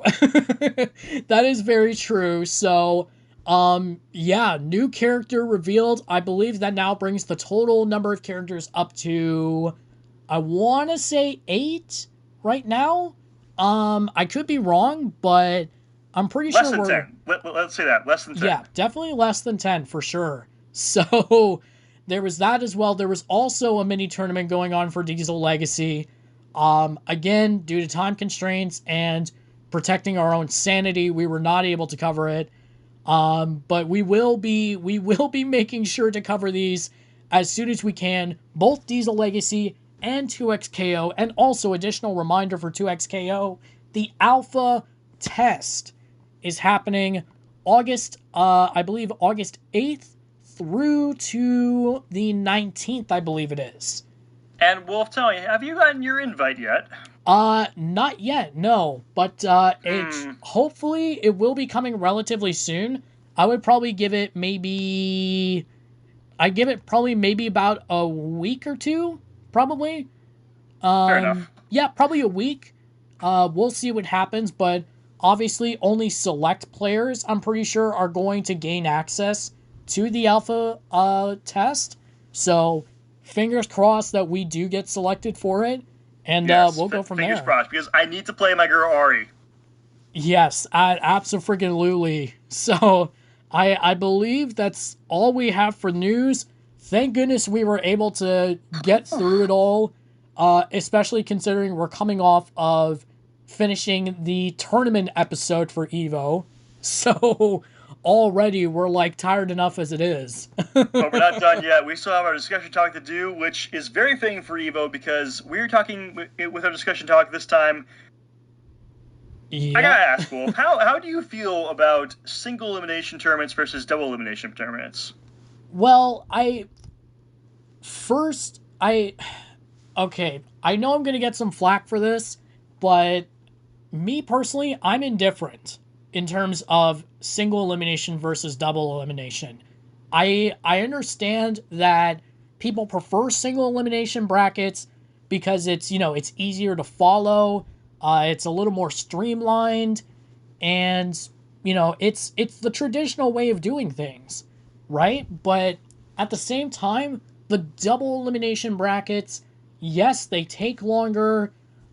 There's more rounds to it than there's supposed to be, but it amps up the entertainment factor. And especially when you're showcasing that at different tournaments, Get On My Level, Capcom Cup, CEO, EVO, Final Combat, Combo Breaker, you name it.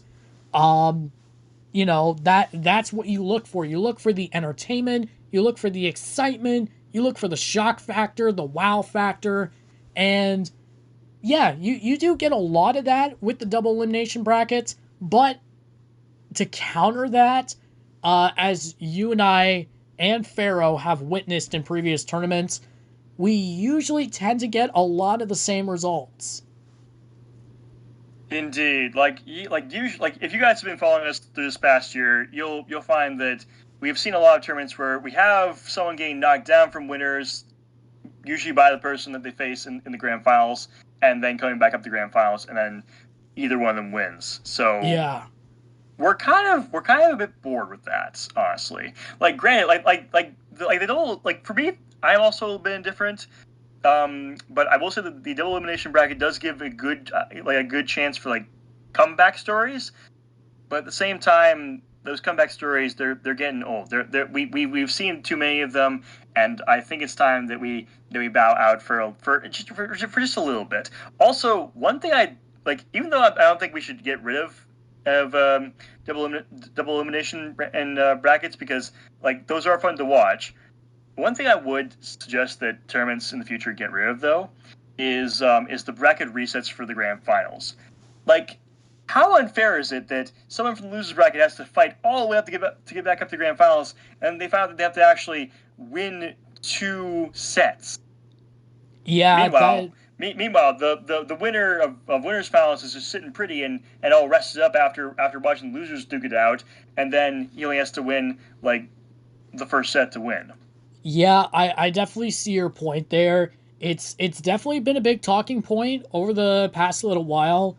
I do agree that it does seem a bit unfair to have someone literally claw their way back up to the top and then have to play an additional set for a chance to win the whole thing. And we've seen it many times before. It can go either way. But more often than not, from what we've been seeing, whoever gets knocked out of the winner's bracket and has to claw their way back up and get into grand finals, more often than not, they come out as the winner. And it's definitely, it definitely can be boring. It's the same kind of stuff that we've come to expect over the years. Not to mention long. Like, as I said, I have watched many grand finals and just I've almost fallen asleep because like it just takes so long to get through. Exactly, and it doesn't help either when the events are taking place in different time zones, because that just makes it even tougher for us. A good example would be EVO, because it was held in Vegas, so that's off on the West Coast, or close to the West Coast, so Vegas is 3 hours behind us. So, like, that takes its toll on us for sure. A couple other tournaments that happened earlier this year were the same way. Thankfully, we've had some tournaments that were within the same time zone. Combo Thank Breaker the gods and Final Combat. For Final Combats. Yes, especially considering Final Combat was in Toronto this year. So, right in our home turf, yeah. So exactly. Even though we didn't get to go live, at least thankfully we were in the same time zone. We weren't like staying up till midnight, like I did with EVO. Thank you very much, EVO planners, for causing me to lose my mind watching Street Fighter until after midnight. Well, you know what? It's only gonna get more difficult now that they've announced events for France and Singapore respectively. So it's gonna get tougher. But still, I do agree with the point that you made. It's a good idea to keep the double elimination brackets because, again, they are fun to watch, and who doesn't love a good comeback story? But I do have to agree with you. It feels as if we're getting a little too much of the double elimination brackets. So, it definitely would be a good idea to, kind of move away from double elims just for a little bit, even if it's, for like 1 or 2 tournaments at the very least. Yeah, you know what they should do? Yeah. Like all the tournament organizers, they should get together and they should say, okay, this half is gonna do single elimination, this half is gonna do double. So we have like an even spread of everything. Yeah, and I mean, like, it's obviously you can't please everybody, so you gotta try and please as much people as you can. And I feel like that would be a pretty good way to do it. Again, there will be, people who are speaking out against that, saying, oh, it should have been all single elimination, or it should have been all double elimination and whatnot. Because like we've come to know, over the past little while that us fighting game fans, we can be very fickle a lot of the time. And very passionate about opinions. Yes, very passionate, but there's a very thin line between being passionate and being fickle, and I think that line has just become so blurred at this point that we can't tell passion from being fickle. But nonetheless, Definitely like keep double elimination brackets, but I guess kind of reduce the capacity of it at least just a little bit so that, people don't get so that we're not on, I guess, like a double elim overdose, so to speak. I know that's probably not the best way to word it, but that's kind of what it feels like. Yeah. So it's definitely very interesting to talk about stuff like this, and I'm very curious to hear what others' opinions are in regards to single elim versus double elim. You know, I know that there's going to be a lot of people arguing about it, but I would just rather prefer to stick to, the civil conversations where, we can trade opinions back and forth and kind of bounce ideas off of each other without it getting heated or anything. Same. So guys, if you're gonna give your opinions in the comments, feel free to do so. Just be respectful, please. Yeah, we don't want to have a flame war starting up in the comments. yeah, please, no fireballs. Yes, and no fireballs in the comments. Yes, no fireballs, and that actually leads us into our dream roster, which has just as much potential for flame wars, if not more. We're gonna get roasted, Wolf. We are gonna get roasted. Yes, we will be. So let's just go. So let's just dive right into hell right now. Let's do it. Our dream rosters are a theoretical take on Marvel vs. Capcom 4. So, Shamaro, I'm gonna let you go first. The floor is yours. Okay, so I'm going off of something of the Twitter grid that Wolf found for us. So Wolf didn't go with the full amount, but I went the full amount with a full 30v30 roster. Holy crap! So yeah, and I'm not gonna lie, it was tough to choose my favorites, but at the same time also go for variety. Yeah, it was tough. It was tough. I'm not gonna lie. I had to really balance between my personal picks, the fans' picks, and bringing back those who should not have been left out of a certain unofficial fourth game. Yeah. Exactly. Look at you, Infinite. I'm looking at you. Yep. You're infinitely worse than the other three games. Yes. Anyway, get done right in. I'm gonna start off with the Marvel side of things. Go for it. So my picks. So I tried to bring back some old favorites, but also tried to modify them a little bit. So starting off, I have Spider-Man, but instead of Peter Parker, I'm doing Miles Morales Spider-Man. All right, solid choice. I like it. Yeah, because I think we need new blood. Plus, Miles with his invisibility and Venom shock brings so much more potential to the table for a Spider-Man moveset. Oh, definitely. Because I mean, like, not to hate on the OG Spider-Man, but it's like, it's the same old stuff that we're used to. So we can only listen to Uncle Ben's great power but great responsibility things so many times. Yes, exactly. So choosing Miles Morales instead of Peter Parker, like, that's perfect, and especially considering the Spider-Verse comics and movies, that just brings even more potential. But we'll obviously save that for another day. Obviously, yes. Someone's thought up of a Spider-Verse video game, like a fighting game for the Spider-Verse. But that's a conversation for another day. So, anyways, Spider-Man, who else do you got? Okay, so through another classic, Ghost Rider, obviously. Oh, yeah. Cool. There you go. He's cool in whatever iteration of Capcom versus Marvel he's been in. Next up, we have Captain America, obviously. Iron Man, obviously. Yep. Thor, Wolverine. Like obviously you got to throw those guys in. Like, those are just the core Avengers that you always need to have. Oh, yeah, definitely. And then, to bring back an old favorite that got shafted in Infinite, Deadpool. I think we definitely need Deadpool back in the roster. This is so true. I mean, he was extremely entertaining in Marvel 3.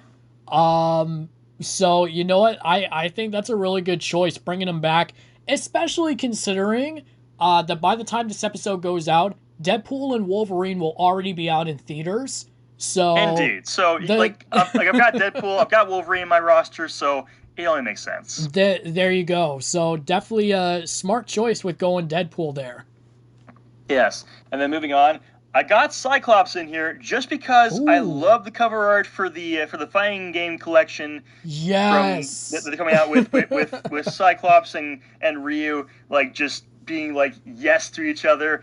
Honestly, that's the one reason the Cyclops is in here, just because of that art. Dude, and you know what? If I remember correctly, I believe that is a remastered piece of art from, I think, either Marvel 1 or Marvel 2. I believe it is. So, I believe so, yes. They did such a great job on remastering it. They did. And then moving on, I didn't realize he was actually in Marvel 3 before, but I'd say bring back MODOK. Yes, that's right. Yeah, for as dumb as he looks, he's a decent fighter, actually. He's a very decent fighter. So Indeed. And then smart choice. I also think even though Infinite didn't pay him in a great light, I think we need to bring Black Panther back for a proper introduction. Yes, absolutely. Also, rest in power, Chadwick Boseman. Yes. Rest in power. Moving on. Some new blood. I wanted to put in Squirrel Girl. Oh yeah, that is new blood to the max. I never would have expected Squirrel Girl. Yes, and here's my vision for her. She would be like a zoner that throws squirrels, but for her super, because Marvel does exist in the same universe as the Norse mythology. Yes. Bring in the messenger scroll himself, Ratatusker. Oh, that would be epic. It would be epic. That would be so cool. So epic. Like people do not give Squirrel Girl enough credit because she is actually very awesome in her own way, and she bakes. Yes, that too. That's another reason why she's one of the more underrated characters, for sure. Indeed. So yeah, give her some love and bring her in. Next up, obviously I need to put Venom and Dr. Doom in there because obviously they're longtime villain candidates for the rosters. Oh hell yeah! Then, as another ag pick, I think I got real inspiration from the old Galactus boss, but I felt like there was one other really big cosmic boss that we did not get a lot of in the old, or at all in the old in the old games. Oh. I chose for my next pick to be the Collector. Oh, the Collector! That's a good one. Dude, everyone always forgets about the Collector until he shows up. You know what? Have him show up. I'm most certainly one of those people to blame for that. For some reason, I always forget about Collector. For whatever reason, I always forget. And then it's like, the moment I hear his name, I'm like, oh shit, I almost forgot he was a thing.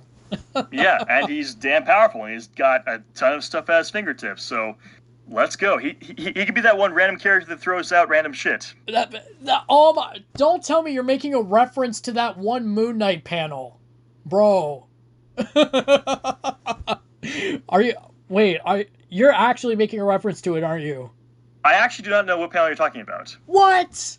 I legit do not know. Oh my god. Okay. I don't remember what issue it's from, but this is it's essentially a meme. So Moon Knight is throwing all this stuff, and literally all he says is random bullshit. Go. Oh my. And he's just just throwing all kinds of random shit at whatever. So when I heard you say that, that was immediately the first thing that popped into my head. I was like, okay, I'm gonna have to look that up later. that sounds amazing. Anyway, moving on. I'm bringing back Rocket Raccoon because, of course, Rocket Raccoon has to come back in. He's the face of the Guardians, and he definitely needs to come back. Yeah, sorry, Star-Lord. Oh no, I'm gonna apologize for Groot because Groot is the second main guy. Actually, yeah, that's true. But yeah. I mean, still, Anyways. Yeah. Anyways, next up, I put in Loki. Ooh. Because Loki has got very little representation in the games. Has he even appeared in any of the games? I don't believe so. Like, I'm talking like not just the Marvel vs. Capcom games, but just games in general. Oh, like, that's a good point. Like he gets all the screen time in the shows and movies, but he gets very little in the actual games. Yeah, I definitely agree with you there. Loki, for as popular as he is very much underutilized. He is. And then next up, I have some more young blood in Shang-Chi. Oh, nice! Because there is just so much pressure zoner potential with his rings. Oh, absolutely. Like that that's zoning 101 right there with Shang-Chi.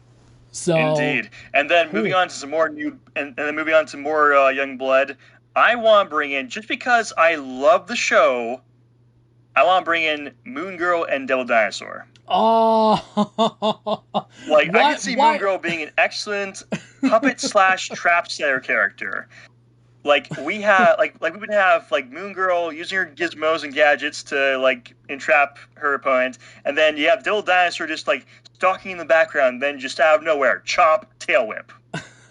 Why did I have a feeling she was going to be in your roster? dude, she's just one of my new favorite characters from Marvel. Guys, if you listening have not seen the show yet, go watch it. It's amazing. They wrapped up season 2 a while ago, and I cannot wait until season 3 comes out. I am waiting with bated breath because it's amazing for a more younger focused cartoon. Absolutely, man. Moving on, we have obviously I had to put Storm in there. She's by far one of my favorite X-Men next to Wolverine. Yes, can't forget Storm. And then, so I know everyone's probably thinking, "Where's Hulk?" Well, I'm not gonna put Hulk in my roster. I'm putting his cousin She-Hulk. Oh, you're going She-Hulk. Okay. I am going She-Hulk. She does not get enough representation in the Hulkverse. She doesn't. And you know what? People can hate on her all they want for the TV show, but personally, Tatiana Maslany portrayed her so freaking well. She did such a great job. On top of that, Tatiana's Canadian, by the way. For those who didn't know, props to her. So yeah, bring us She-Hulk. Bring us the green lady. Yes, and also that's also an additional excuse for tons of fourth wall breaking between her and Deadpool. Right, because she's a fourth wall breaker. Exactly. Which I did not know until you told me right before this recording. Yes. So awesome. That would be excellent. You have Spider-Man, you have Deadpool, and you have She-Hulk all in one game. The fourth wall breaking potential is massive. Oh, absolutely. I would not be surprised if this turned out to be a real thing. And, that happened. Oh my god. The internet would fucking break. Actually, even crazier, I think based on the show, Moon Girl might actually also be a fourth wall breaker kind of halfway. Oh shit. Yeah, so that's that's 3 full fourth wall breakers and 1 kind of sort of fourth wall breaker. That's insane. Oh my god. Anyway, moving on. Obviously, I had to put both the Captain and the Miss Marvel in. Yes, of course, because it just works so well. And again, people can hate on the show all they want, but I really enjoy the idea of Kamala Khan just being an absolute fangirl for Carol Danvers. It's so cute. It's so friggin' cute. I love it. And I've watched Captain Marvel a dozen times. I've watched Miss Marvel probably half a dozen times. I've watched the Marvels, in which they also added in Photon, aka Monica Rambeau. I've seen that one already. I love everything about these ladies. I do. Indeed. Anyway, I'm going to start speed writing these since we're running out of time. So, the Marvels, Doctor Strange, obviously, because he's an awesome magic user and I love him. Of course. I decided to go for a four-legged character in Zabu. Oh, sweet! Because I love his card Marvel Snap, and I want him in here in my Marvel vs. Capcom. Yes! Oh my god, that's perfect. Moving on, I thought I was going a little light on the villain, so I brought in Yellow Jacket just for the lulz. And okay. I also brought in Winter Soldier, and along with him, I brought in Daredevil because blind representation. Let's go. Well, yeah. I'm all for that. And then you know what character has not been in MVC, which is a crying shame, Nick Fury. Right? Like this... Dude, this guy is literally the founder of S.H.I.E.L.D. How does this guy not get enough respect? I know. It's absolutely nuts. And to round out my Marvel my Marvel cast, we have Rogue from the X-Men, obviously, and we have New Blood in America Chavez. Yes, America Chavez. I freaking loved her in Multiverse of Madness. I loved her in that. Yeah, she absolutely great. I cannot wait to see more of her. Same. Anyway, moving on to my Capcom side roster, just trying to wrap this up before we run out of time, so Wolf can get on to his roster. Rapid fire, Capcom, obviously, Ryu, Chun-Li, Akuma, and M. Bison are getting in. And I also put in Hen Sakura because apparently she is not originally from the Street Fighter Alpha series. She originates from the Rival Schools series, which I think needs more representation, so I put her in there. Agreed. Next up, obviously, Felicia Morrigan from Darkstalkers. Kind of legacy characters there for the series. And then I thought Mega Man, and I thought, okay, I do not want to do the OG Mega Man or X because those guys get too much representation. I think we either need to do the Mega Man.exe from Battle Network, or we need to do the awesome-looking Star Force Mega Man. Both of which are excellent choices. Yeah, one of the two. I don't care which. Just make it happen. Next, Zero, but instead of the X version of Zero, I went with the Mega Man Zero Series Zero. Oh, yes. Because in my opinion, that sleeker body build just looks so much cooler. It really does, and that one gets overlooked so much. It's not even funny. Plus he has way more tools than X-Zero, so there you go. There you go, yeah. And then, obviously, I had to put some sort of Mega Man X guy in there, so I put in Sigma, just for the heck of it. Yeah, Moving on, Devil May Cry, obviously Dante gets in there, but for the secondary character, I thought, let's put in a summoning character and just put in V. Okay, not bad. Because honestly, like I've watched gameplay from DMC5 and I liked V. Yeah, he was an interesting character. He is very interesting, and I feel like all the hate on him is completely unnecessary. I know, right? Like, it's crazy. Anyway, moving on. So let me just say this: I like Marvel vs. Capcom 2 in that they brought in their own original characters. And I want those three characters to come back. I'm talking about Ruby Hearts, the pirate, Amengo, the Cactus Man, a little silly, but I'll take him, and Sun, the... Apparently, according to the lore of Capcom, she's the granddaughter of Sun Wukong, the Monkey King himself. So what the? Yes, oh please. My god! Wow. yeah, it has been confirmed. It has been confirmed indeed. Moving on to Resident Evil characters, obviously got to put Wesker in there. But for my other character picks, I decided to go with Leon and Ada Wong. Okay, solid choices. Neither of them have had any sort of representation in a franchise like this, so. Exactly. That's awesome. They definitely need their time in the spotlight. Yeah. And then Ace Attorney, obviously had to put Phoenix Wright in there because he's fun like that in Marvel 3. From Final Fight, I just put in Hagar just because he was the only guy I could really think of from Final Fight that I liked. Oh yeah. Monster Hunter, I just put the Hunter in, the main protagonist. But I'm not sure what game they would be from. Maybe for the new Monster Hunter game that's coming out. What's that subtitle for again? Wilds. Hunter. I think it's Wilds. Yeah. Yeah. Give us the Wilds protagonist. Then going on, obviously Strider from Strider. Oh yes, Strider Hiryu. Has to come back. Love that guy. And obviously I obviously have to bring back Joe from Beautiful Joe. Oh yeah, definitely. Such an underrated endgame series, and he needs a new installment and fast. Then obviously Okami, great game. Obviously roster kicks ass, so bring her to even out Zabu's four-leggedness.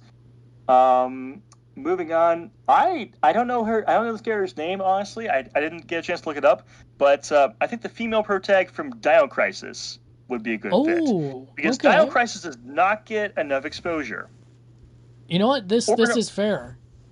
Or enough games. Like, give Dino Crisis a new game and give us some more action with that. Yeah. And then we got Bionic Commando with Rad, with his bionic arm. And then I thought, we need some RPGs. So Breath of Fire. Of course, it's going to be really confusing because the two main characters in there are named Nina, and the other one is named Ryu. Yeah. So, definitely confusion there. So, controversial pick, but that's my pick because, that's all Breath of Fire really had. It was consistent.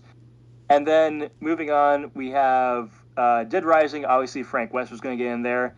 And then, I also thought, Dino Crisis, we don't have enough of Dino Crisis, so let's put in the T-Rex. Fair enough.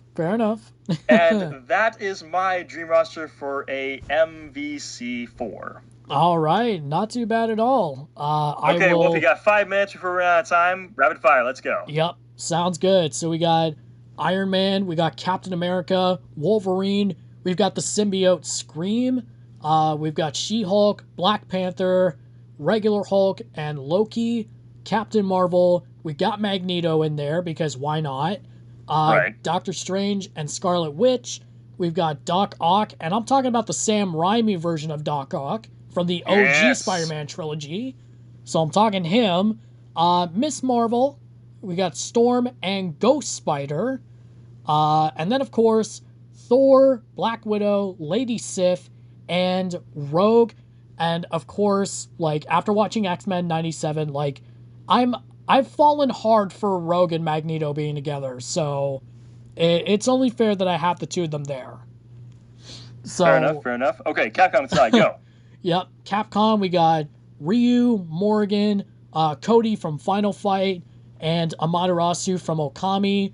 Then we've got Nero from Devil May Cry, bringing back Nemesis from Resident Evil, the protagonist from Monster Hunter World, and Miles Edgeworth from Ace Attorney, Claire Redfield from Resident Evil. She's never made an appearance in it, and I'm so mad about it. Lady from Devil May Cry, of course, my best girl Cammy from Street Fighter, and Frank West from Dead Rising. Going with the X version of Mega Man, Lord Raptor from Darkstalkers. Which was an interesting choice, I thought, because Lord Raptor isn't really one of the big names in Darkstalkers, so interesting that you picked him. Yeah, I mean, also biased because, he's a rock star. I like rock music, so, perfect. plus, I guess he's an undead Aussie, so there's the appeal there. Yep, there's that. And then Urizen from Devil May Cry 5. That's Virgil's final form, so to speak. And Tron Bonne as well. Dude, I cannot believe you actually went to Mega Man Legends for this. Honestly, I enjoyed her being in Marvel 3, so I felt like I needed to bring her back. Fair enough. And then finally, to finish it off, we've got Chun-Li, we've got Vile from the Mega Man X series. Which I thought was an amazing pick. I actually forgot about Vile existing until I saw him here on your roster, and I gotta say, good choice. He's like the Boba Fett of, not Boba Fett, the Mandalorian. Exactly. Of Mega Man X. So good pick. Yep. And then to wrap it up, BB Hood from Darkstalkers, and of course can't have Miles Edgeworth without Phoenix Wright. So that pretty much wraps up my theoretical Marvel vs. Capcom 4 roster. Holy shit, we are bordering right on the line of running out of time, so we're going to make this short, we're going to make it sweet. Thank you to everybody who listened to our two-parter for EVO. Really appreciate all the support. Keep it up. Tell everybody you know about us. I'm going to keep saying that till the day I die. And with that said, most importantly, stay cool, especially considering with summer slowly starting to wind down. Be safe, and most importantly, fight on. Fight on. We'll see you guys in the next one. Until then, take care, everybody.